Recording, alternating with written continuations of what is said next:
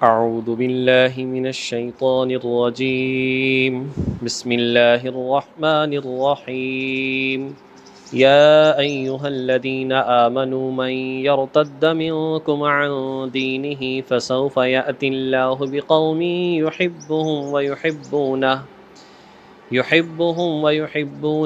أذلة على المؤمنين أعزة على الكافرين يجاهدون في سبيل الله ولا يخافون لومة لائم ذلك فضل الله يؤتيه من يشاء والله واسع عليم. صدق الله العظيم. یا ایہا الذین آمنوا، اے ایمان والو، من یرتد منکم عن دینہ،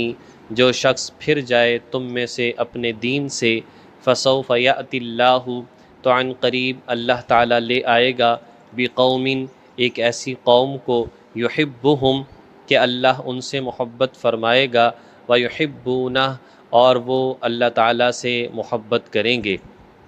اذلۃ علی المؤمنین، یہ لوگ ایمان والوں پر بڑے رحم دل، بڑے نرم ہوں گے، اعزۃ علی الکافرین، اور کافروں پر بڑے زبردست یعنی کہ غالب اور سخت ہوں گے،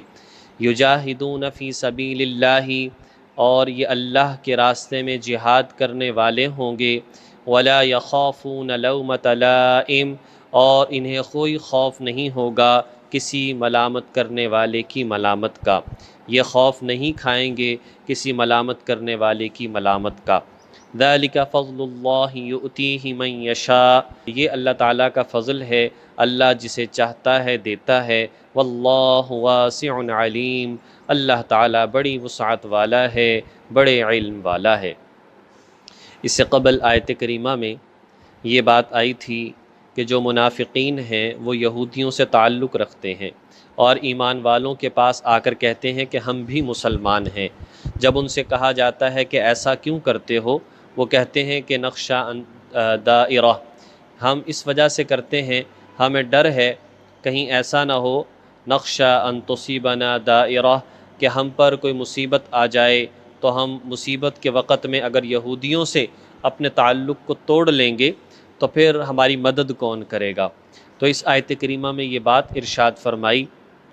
کہ اے مسلمانوں، کہیں اسی لالچ کو سامنے رکھتے ہوئے تم بھی غیر مسلموں سے تعلق رکھو اور اپنے تعلق جو ہے انہیں مضبوط کرنے کی کوشش کرو، اپنے راز انہیں دینے کی کوشش کرو اور ان کے ساتھ گھلنے ملنے کی کوشش کرو کہ کہیں حالات اگر بگڑتے ہیں تو ہم ان سے مدد لے سکیں۔ تو فرمایا کہ ایسا ہرگز مت کرنا، یہ بدترین گناہ ہے۔ تو ارشاد فرمایا اے ایمان والو، جو تم میں سے مرتد ہو جائے اپنے دین سے، فرمایا کہ خالص ہو کر اللہ کے دین والے ہو جاؤ، خالص اللہ سے محبت کرنے والے ہو جاؤ، خالص دین پر عمل کرنے والے ہو جاؤ، چھوڑ دو غیر اللہ سے مدد لینا، چھوڑ دو جس سے اللہ پاک نے نفرت سکھائی ہے، اس سے نفرت ہی تمہاری ذمہ داری بنتی ہے، جس سے محبت کا حکم دیا ہے اس سے محبت کرنا تمہاری ذمہ داری بنتی ہے۔ جس بنیاد پر نفرت ہے یہ اللہ کے لیے ہونی چاہیے اور محبت بھی اللہ کے لیے ہونی چاہیے۔ اس میں یہ کہنا کہ جی دیکھو تعلق جوڑنا چاہیے توڑا کیوں جاتا ہے، تو اللہ تعالیٰ کی ذات چونکہ خالق ہے، وہ جیسا حکم دیتی ہے ایسا کرنا چاہیے۔ ہر غیر مسلم سے ایسا نہیں نفرت نہیں سکھائی گئی، لیکن جو اسلام ہی کا دشمن بن جائے، جو اسلام کے شعائر کا ہی مذاق اڑانا شروع کر دے تو ان کے ساتھ نرمی کسی بھی طریقے سے برداشت نہیں ہے۔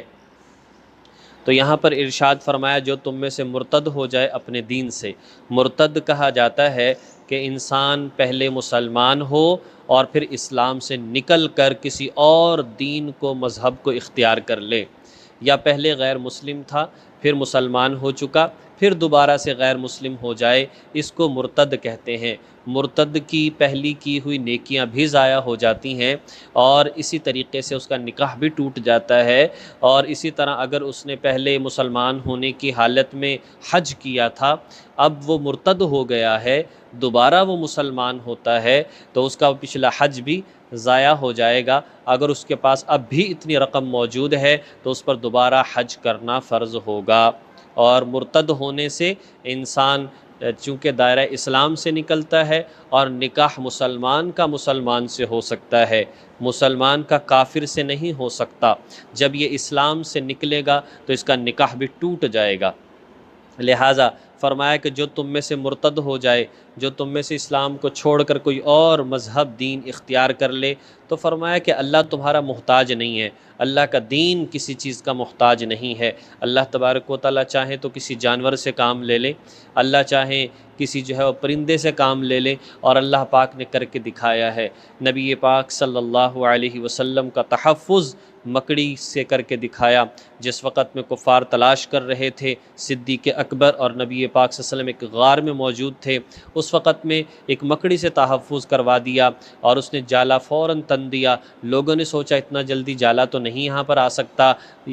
یقیناً اس کے اندر کوئی نہیں ہے، اگر ہوتا ہے تو یہ ضرور اس کے منہ سے جالا ٹوٹتا۔ کبوتری نے وہاں پر انڈے دے دیے، انہوں نے سوچا کہ اتنی جلدی تو یہ معاملات نہیں ہو سکتے، اگر ہوتا تو یہ جو ہے نا کبوتری یہاں پر نہ بیٹھی ہوتی یا انڈے یہاں پر نہ ہوتے۔ تو غرض بات یہ ہے، اللہ پاک نے تو جس طرح چاہیں اپنے دین کی مدد اور خدمت کروا لیں۔ خانہ کعبہ کو گرانے کے لیے جب ابرہہ کی ہاتھیوں کی فوج آئی تو اللہ پاک نے ابابیل، الم تر کیف فعل ربک باصحاب الفیل، پورا اس کے اندر واقعہ موجود ہے۔ تو اللہ نے چھوٹے چھوٹے پرندوں سے اپنے خانہ کعبہ کی حفاظت جو ہے وہ کروا لی۔ نبی پاک صلی اللہ علیہ وسلم کے پاس ایک شخص آیا، غیر مسلم تھا، ہاتھ میں ایک مردہ جانور جس کو گوہ کہا جاتا ہے اسے لے کر آیا اور کہنے لگا کہ اے محمد،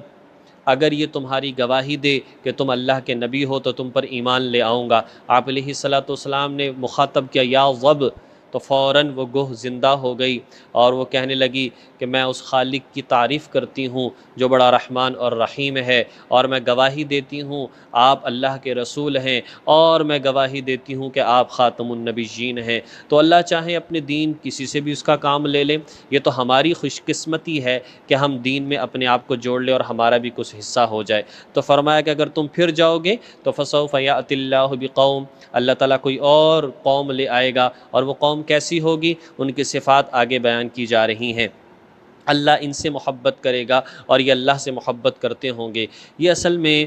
یمن والوں کے بارے میں یہ الفاظ ہیں، قوم سے مراد یہاں پر یمن ہے، اس لیے کہ نبی پاک صلی اللہ علیہ وسلم پر جب یہ آیت اتری، ابو موسیٰ اشعری رضی اللہ تعالیٰ عنہ جو کہ یمن کے رہنے والے تھے وہ موجود تھے، تو آپ نے فرمایا کہ یہ جہاں کا رہنے والا ہے تو وہاں کے یہ لوگ ہوں گے۔ اور پھر ایسا ہوا کہ ایک وقت آیا نبی پاک صلی اللہ علیہ وسلم کے کچھ آخری زمانے میں اور کچھ بعد میں بھی کہ وہاں کے کچھ لوگوں نے نبوت کا دعویٰ کیا، جیسا کہ اسود عنسی نے دعویٰ کیا، تو لہٰذا پہلے وہ مسلمان تھا، نبوت کا دعویٰ کر کے غیر مسلم ہو گیا۔ بہت سارے مسلمان جو نہیں اس بات کی سمجھ رکھتے تھے انہوں نے اسے ماننا شروع کر دیا، آخر کار جو ہے یمن ہی کے لوگ اٹھے اور اسے قتل کر دیا۔ تو اللہ پاک نے اپنے دین کا کام لے لیا، جو مرتد ہوئے وہ مرتد ہو گئے، لیکن جن سے دین کا کام لیا، جنہوں نے حضور کی ناموس کی حفاظت کی، آپ کی ختم نبوت کی حفاظت کی، اللہ ان سے محبت کرنے والا ہے۔ یمن میں سب سے زیادہ ارتداد پھیلا اور انہی سے اللہ پاک نے دوبارہ کام بھی لیا کہ بہت سارے لوگ ایسے اٹھے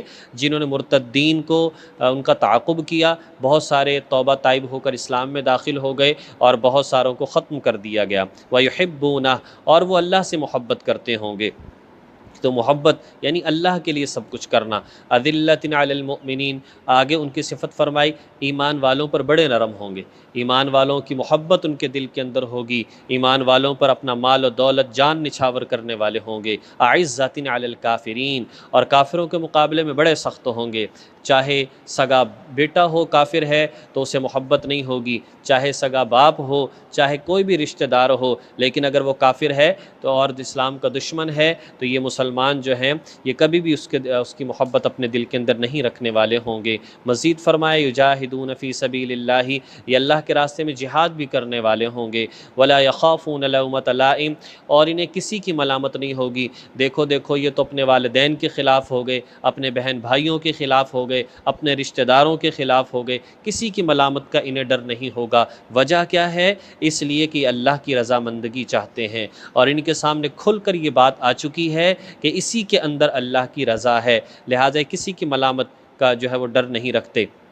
اور انسان اگر اپنی ایک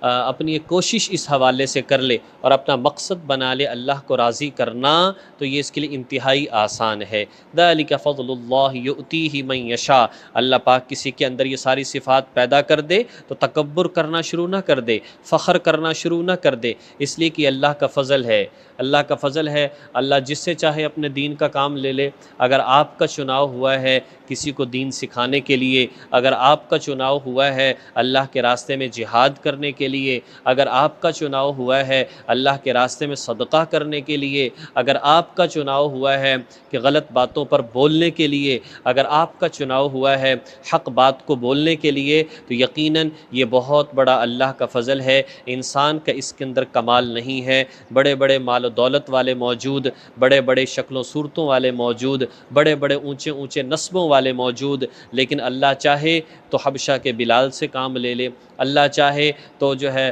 سلمان فارسی رضی اللہ تعالی عنہ سے کام لے لے، اللہ چاہے تو ابو ذر غفاری سے کام لے لے۔ یعنی کیسے دور دراز کے صحابہ کرام تھے، تو قریش کے کتنے لوگ تھے جو سب سے اعلیٰ خاندان، ہاشم سب سے اعلیٰ خاندان، لیکن کتنے سارے لوگ ایسے تھے جو کہ بیچارے مسلمان بھی نہیں ہو سکے، اور اللہ نے دور دراز کے لوگوں کو مسلمان کر دیا۔ تو یہ اللہ کا فضل ہے، اس پر شکر ادا کرنا چاہیے کہ ہمیں اللہ پاک نے مسلمان بنایا۔ واللہ واسع علیم، اللہ بڑا وسعت والا ہے، بڑے علم والا ہے،